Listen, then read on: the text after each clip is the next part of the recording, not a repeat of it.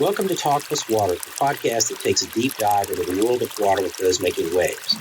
My name is Todd Butler, and I'm your host for Talk Plus Water.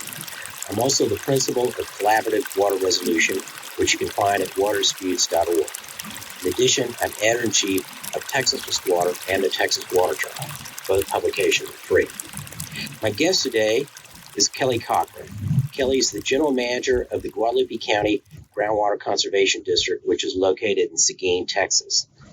Kelley began her career with the district in 2014 as the executive administrator and was promoted to general manager in 2018. She is a graduate of Texas State University, where she earned both a Bachelor of Science and a Master of Applied Geography. And, I'm also an alum of Texas State. Kelley also serves today as administrator of Groundwater Management Area 13, and she is parliamentarian on the Texas Alliance of Groundwater Conservation Districts Board and serves on the Alliance's executive committee. Kelley was the first woman to chair the Groundwater Science Division of the Texas Groundwater Association and received the Texas Groundwater Association's Groundwater Science Person of the Year Award in January 2023. And I just want to note as we get started here that Kelley and I are at the Texas Wildflower Center here in Austin, and we're sitting out in the areas where the gardens are, and you can hear a water feature right behind us. There's a little waterfall kind of brook going behind us. Giving us a little extra, context to our discussion about Water Day. So, Kelley, thank you for being here, and I'm looking forward to talking with you about groundwater. Well, thank you for inviting me. So let's start out with your background, and I always like to ask people, how they first became interested in water as a career. Well, I've always been drawn to water. My whole life. In college, I basically lived on the San Marcos River. I enjoyed camping and wildlife and really anything to do with nature. So every vacation I plan, it's always focused around water somehow. And as you mentioned, my degrees are in environmental sciences. So I feel very fortunate to have a career that aligns with my passion for water. Great. Well, like they say, if you have a career that you love, you never work a day. I do feel like I work a lot of days, but I'm not sure that's true, but I enjoy it. Yeah, better than something that you don't look forward to doing when you get up every morning.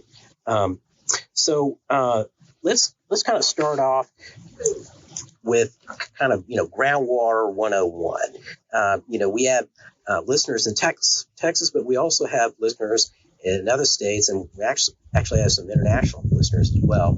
And so let's give them some context about how we manage, or in some cases don't manage, groundwater in Texas. Sure. So in Texas, all the groundwater is owned by the landowner above.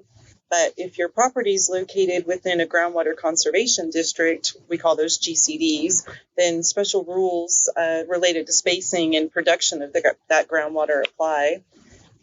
Groundwater conservation districts, they were created to protect private property rights. They're there to balance conservation and develop the groundwater. We're charged with using the best available science. Chapter 36 of the Texas Water Code is what governs everything that we do. The first GCD was created in 1951. And fast forward, now there's like 100 groundwater conservation districts all around Texas, including subsidence districts and the Edwards Aquifer Authority here in Austin. Texas has 16 regional water planning groups, and those are labeled with letters A through P, and they work with all the stakeholders to develop the state water plan for Texas. And there's also 16 groundwater management areas. Those are numbered 1 through 16, and those are called Groundwater Management Area, GMA. So the GMAs are aligned over aquifers, over shared aquifers. And all GCDs, all groundwater conservation districts, they're all part of at least one groundwater management area. And in my area, in Guadalupe County, we're part of Region L and Groundwater Management Area 13. It's a pretty big responsibility what groundwater conservation districts have to do. we have to register every well that's located within our boundaries, promote conservation, education tools, issue permits that are going to allow for not only the preservation of groundwater, but also with the future development that's happening all around us. So a couple things. Just to kind of reiterate here, for the regional water planning groups, those 16 regional groups, which are have a letter in front of them, there are different areas than the 16 groundwater management areas, which have a number in front of them. And the groundwater management areas, are related to the boundaries of aquifers to some extent, and the districts which are over those aquifers. And for regional water planning groups, they're somewhat related to river basins, but they're in some ways more politically created, and so they have kind of different shapes to them, and those different districts or actually groundwater management areas and regional water planning groups, they do work together. Yes. Okay, good. And you mentioned that one of the things that you have to do is you have to register all the wells in your district. And I'm thinking you're talking about the not the exempt wells, but the non-exempt wells, or do you register both? Chapter 36 of the Water Code says every well needs to be registered. So exempt wells, which would be domestic livestock use wells, and non-exempt wells, public water supply, irrigation, industrial. So every well needs to be registered with the district. Okay, well, that's interesting because I've looked at what some other districts are doing. Some are like trying to register and find out where the exempt wells are, and some don't seem to be doing that. And so it's a staffing issue. I mean, yeah. It depends how big your area is. It's quite an undertaking to do that. How many?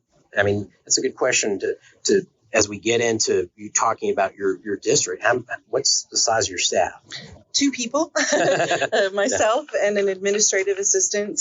But we also have contractual agreements with hydrogeologists, GIS specialists, field support. Okay. And kind of looking at the size of the staff and the expert help that you have, is that somewhat typical for all these groundwater districts in Texas, or is that unusual? It really depends because, like I said, there's 100 of us out there, and some of them are multi-county with a lot of funding. Some have taxing jurisdictions, so they have different revenue sources. Our district is very small. We're only about 2/3 of Guadalupe County, and so it just depends. It really just depends. So tell us more about your district, including now you mentioned taxing authority. Are you one of the districts that has taxing authority, or do you get your revenue from fees related to pumping? Yeah, our enabling legislation that created us in 1997 did not give us taxing jurisdiction. So all of our fees are just from produced water, permitted water, I should say. Okay. So for the permitted water, the fees come from non-exempt wells, and in our area, that's largely public water supply systems. Gotcha. And tell us kind of, where you are in the state in your district and what the aquifer is like that you regulate, or aquifers. Yeah, we have in Guadalupe County, Seguin area, like you said, we have the Carrizo and the Wilcox aquifers. And you're in central Texas somewhat? Yes. I guess you're east of San Antonio? Yes. Okay. And is your district, include the entire boundary of Guadalupe County, or is it multiple counties? What? Yeah, no, we're small. We only have 2/3 of the county, so we're bordered on the sides by the different counties. So we've got Gonzales County to our south, Wilson County to our west, and then I-10 is kind of a boundary to our north, kind of zigzags just a little bit. Everything north of I-10 is the Edwards Aquifer Authority. Okay. And so you've got 2 aquifers in your district. And so how do you manage that? we manage them differently, but we use the same thing, the correlative rights for it. So correlative rights is a term that we use in the water industry to say that it's a proportion of the amount of property that you have that you would get the water underneath. So for the Wilcox, we do half an acre foot per surface acre owned. And for the Carrizo, we use correlative rights, but we take it a little step further, which is kind of unique for our area, and have a 3D saturated thickness model. So it's still correlative rights because it's still based on the parcel of land above the aquifer. But with that, we do a saturated thickness of the sands underneath that property and allocate a portion of those sands by a policy decision to that landowner. Oh, okay. That does sound unique. Are there other districts in Texas that do that? I think there are a few, but I'm not aware of how they handle them. Every district does their rules differently because each aquifer is different. And so all across Texas, each groundwater conservation district has different rules. And, when you think about that, that makes things pretty complicated in Texas. I imagine if you're a regional entity and you've got multiple districts in your region, and for example, a water provider, and you're thinking about, well, we need some groundwater for the city, say, that's in our district or something. You've got to, I guess, be familiar with all those districts and the different ways that they manage their groundwater. That's true. So, thinking about that, there are efforts to coordinate some of the management efforts within these districts. And so, that's a good place to start in terms of talking about groundwater management areas. What are those? So groundwater management areas, those are joint planning groups. And like you said before, they overlie a shared aquifer system. So like, for example, GMA 13, we're over the southern portion of the Carrizo Wilcox. There's Queen City, Sparta in that area. So those groundwater conservation districts get together and meet at least once a year, but over a 5-year period, what we're working towards is to develop what's called a desired future condition of the aquifer. And in the water industry, we abbreviate everything. So right. You got GMAs, and so now there's DFCs. Mm-hmm. And the DFC, that desired future condition, it's the health of the aquifer and what we want that aquifer to look like looking 50 years out into the future. And we do that every 5 years. So those planning groups get together with stakeholder input, which is key, having the public come to these meetings and discuss, historic pumping, current pumping, future pumping projects. All of that stuff is brought together, and we model that. Each groundwater conservation district in the GMA, we hire hydrogeologists and consultants, and we use computer modeling to determine what the groundwater availability is in that area. And so those are called groundwater availability models, or GAMs. Mm-hmm. And we take those GAMs and we use those models to develop what's another term, the MAG, the modeled available groundwater. And that is given to us by the Water Development Board. Okay. And so through the desired future conditions process, you eventually get this amount of water that each district can permit or pump, or how's that work? It's a guideline, really. The desired future condition it's different for every aquifer, different for every district, for every region. Sometimes it's a measurement of spring flow, whether the springs, are flowing. In our area, we look at saturation thickness of the water-bearing feature of the aquifer. And so it just really depends, but we're looking at that health going out into the future. So, for example, a district may say, hey, we would like to keep these springs flowing out of an aquifer, and that means we know that pumping has got to be below a certain amount based on that, and that's how you figure out how much individual permit holders can actually pump. Some groundwater conservation districts do it that way. They'll permit up to that MAG value, but that MAG value goes out, 50 years, and so you look at it in different 5-year increments, and it's constantly being updated with the most available science at the time. Okay. So, what is the saturation thickness model? In Guadalupe County, our area, we have a large part of the outcrop. And so the outcrop is the recharge zone. And so for the Carrizo aquifer, what we did was we developed that 3D model to help us allocate how much water we would allow to be permitted. And so a portion of it by policy decision is given to each of the landowners who sit above the aquifer. We use a value of 16,000 acre feet. That is our annual production cap. That's the amount that we're going to permit on an annual basis out of the Carrizo. And that number is in line with our modeled available groundwater, our MAG values, going out to the year 2070. And it's also part of the amount of annual recharge that comes into that area for us. So by capping that production to just above the annual recharge, it allows for a sustainable management practice and protection of that outcrop in our area. So you mentioned the word cap a few times there. For your district, that I understand that this really does function as more or less of a cap. Mm-hmm. I know other districts, it's kind of hard to tell whether it really does, but it's, I guess for your district, it's a cap which can be modified every 5 years based on what the district sees as the future condition it'd like to see the aquifer in, and any new science that's available. Am I getting close there? You're absolutely correct. We actually look at it annually. And then every 5 years when the DFC cycle changes and we adopt a new DFC, we determine whether or not we're still in line with what the new modeled available groundwater numbers are, because those get released by the Water Development Board. Okay.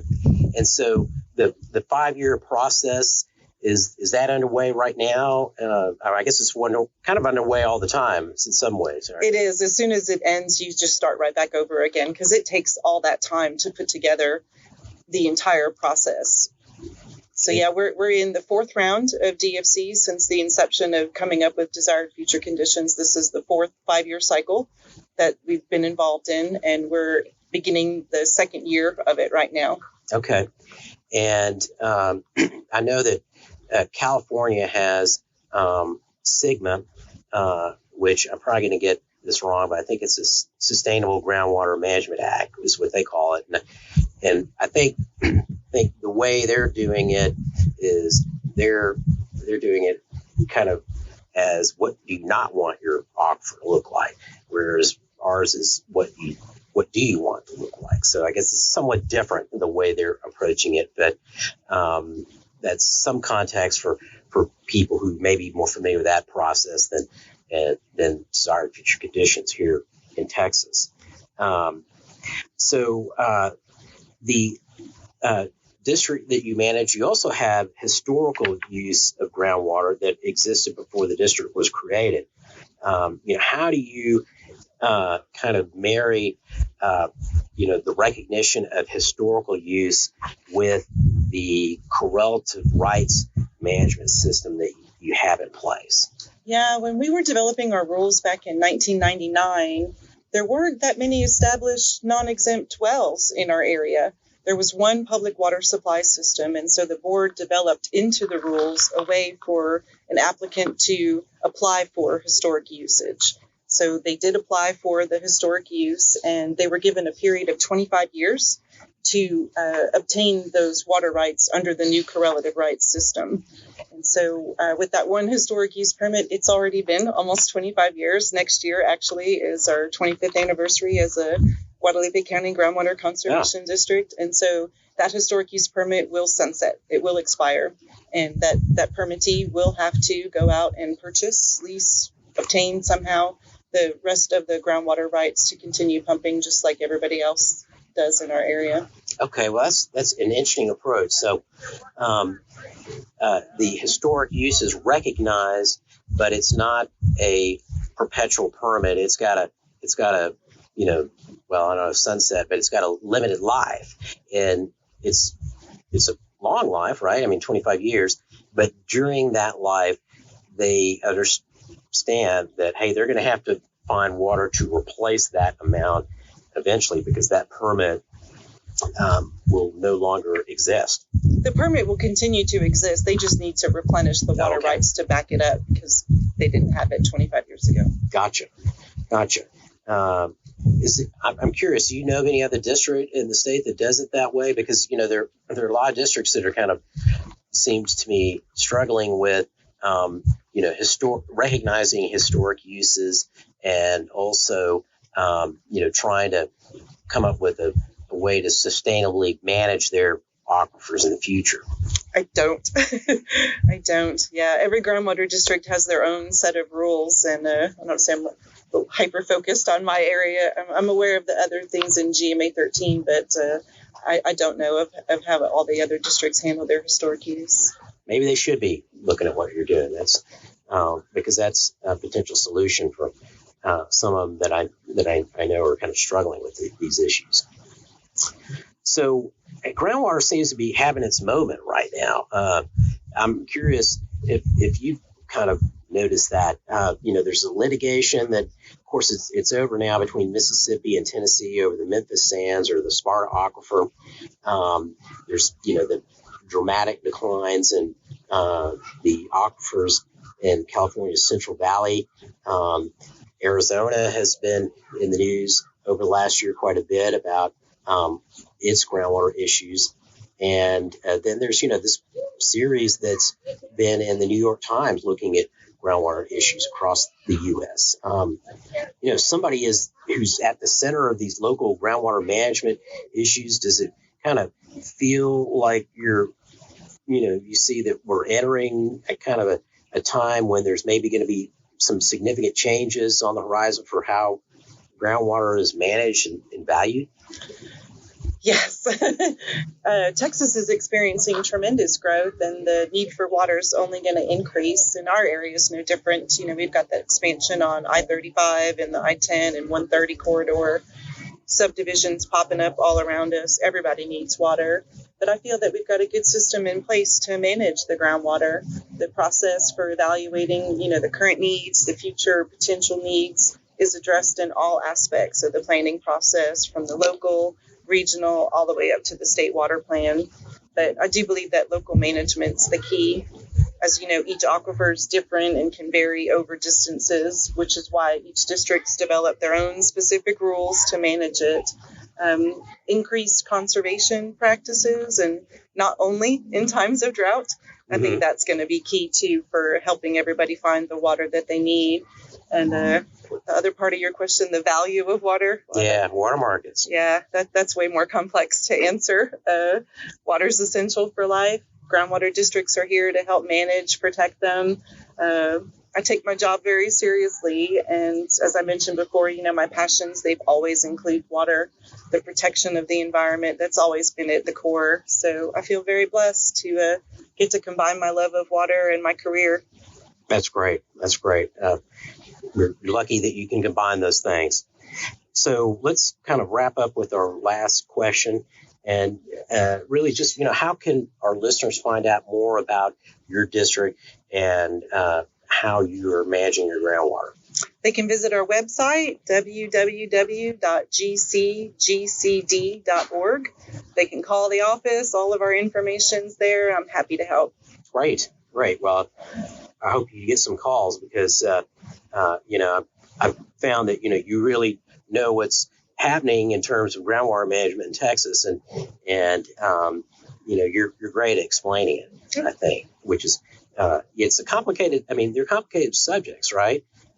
How the state manages groundwater and how individual districts do it and all. And, I think it takes us, a certain amount of talent and, to be able to translate complex, water management issues into, language that people can readily understand. Well, thank you very much. Great. Well, Kelley, Thanks for joining me today. I really enjoyed this, and we kind of had the perfect weather to do it here in Austin. December, just right before Christmas, and it's 70 degrees and beautiful outside. Indeed. Kelley, thank you for joining us today. Thank you for having me. It was fun, wasn't it? Yes, it was. So this has been Talk Plus Water. My guest today was Kelley Cochran, General Manager of the Guadalupe County Groundwater Conservation District in Seguin, Texas. I want to thank you, the listener, for spending your valuable time on this podcast. And finally, I want to thank and give a big thank you to Anna Hug at the Meadow Center for Water and the Environment at Texas State University for getting each episode of Talk Plus Water ready to go. My name is Todd Butler. Let's talk water again soon.